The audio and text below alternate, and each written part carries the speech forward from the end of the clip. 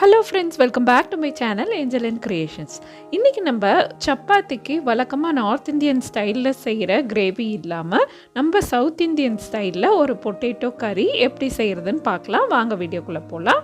First இந்த potato கறி செய்கிறதுக்கு நான் ஒரு கடாயில் ஒரு டேபிள் ஸ்பூன் அளவுக்கு எண்ணெய் கொஞ்சம் ஊற்றிட்டு அதில் 1 டீஸ்பூன் சோம்பு சேர்த்துறேன். அது கூடவே ஒரு 4 பூண்டு பல், 3 பச்சை மிளகாய் சேர்த்துக்கோங்க. ஒரு சின்ன துண்டு ஒரு 1/2 இன்ச் பீஸ் மாதிரி இஞ்சி எடுத்து அதையும் சேர்த்துக்கோங்க. இது கூடவே ஒரு 20 சாம்பார் வெங்காயம் மாதிரி சேர்த்துட்டு நல்லா அதை வதக்கிக்கோங்க. இதுதான் நமக்கு செய்ய போகிற அந்த கிரேவிக்கான மசாலா. ஸோ இதை நல்லா வதக்கி எடுத்ததுக்கப்புறம் இதை ஆற வச்சு மிக்ஸி ஜாரில் இந்த மாதிரி நைஸாக பேஸ்ட்டாக அரைச்சிக்கோங்க. அதுக்கப்புறம் அதே கடாயில் ஒரு 2 டேபிள் ஸ்பூன் அளவுக்கு எண்ணெய் ஊற்றிட்டு ஒரு 1/2 டீஸ்பூன் ஜீரகம் சேர்த்துட்டு கருவேப்பிலை கொஞ்சம் தாளிச்சுக்கோங்க. கூடவே ஒரு பெரிய வெங்காயம் நல்ல நீல வாக்கில் கட் பண்ணி வச்சுருந்தேன், அதையும் சேர்த்தாச்சு. இந்த வெங்காயம் வதங்கிறதுக்கு தேவையான அளவு உப்பு போட்டுக்கோங்க. உப்பு போட்டு இதை நல்லா வதக்கிட்டு நல்லா கொஞ்சம் கோல்டன் ப்ரௌனாக வர அளவுக்கு வதக்கணும். அப்போ தான் நல்ல ஒரு டேஸ்ட் கிடைக்கும். அந்த மாதிரி வதங்கினதுக்கப்புறம் ஒரு 2 பொட்டேட்டோவை கட் பண்ணி வச்சுருந்தேன், அதோட கூட பச்சை பட்டாணியும் சேர்த்துட்டு நல்லா அந்த எண்ணெயில் வதக்கிக்கோங்க.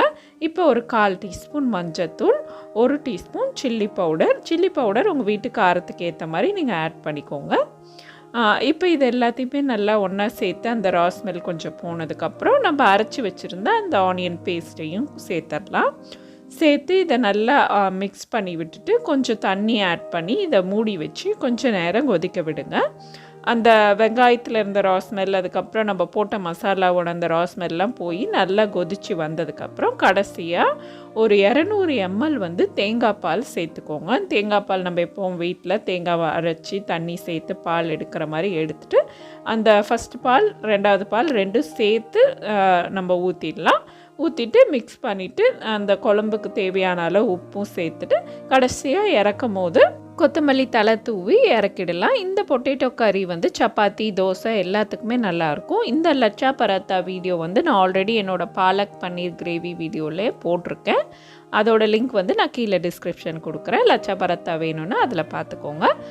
இப்போ பிளேட்டிங் பண்ணிடலாம். இந்த நார்த் இந்தியன் அந்த கிரேவிக்கும் நம்மளோட இந்த கிரேவிக்கும் என்ன மேஜர் வித்தியாசம்னு பார்த்திங்கன்னா, அதில் கரம் மசாலா, அதுக்கப்புறமேட்டு மேத்தி எல்லாம் யூஸ் பண்ணுவாங்க நார்த் இந்தியன் கரீஸில். நம்மளோட சவுத் இந்தியன் கரீஸில் நம்ம கொத்தமல்லி தலை, நம்மளோட ஸ்பைசஸ் அதெல்லாம் தான் யூஸ் பண்ணுவோம். இந்த ஃப்ளேவர் ரொம்பவே டிஃப்ரெண்ட்டாக நல்லாவும் இருந்தது. இந்த ரெசிபியை நீங்கள் ட்ரை பண்ணி பார்த்துட்டு எப்படி வந்ததுன்னு கமெண்ட் செக்ஷனில் சொல்லுங்கள். இந்த வீடியோ உங்களுக்கு பிடிச்சிருந்தா லைக், கமெண்ட், ஷேர் மற்றும் ஏஞ்சலின் கிரியேஷன்ஸ் சேனலுக்கும் சப்ஸ்கிரைப் பண்ணுங்கள். தேங்க்ஸ் ஃபார் வாட்சிங்.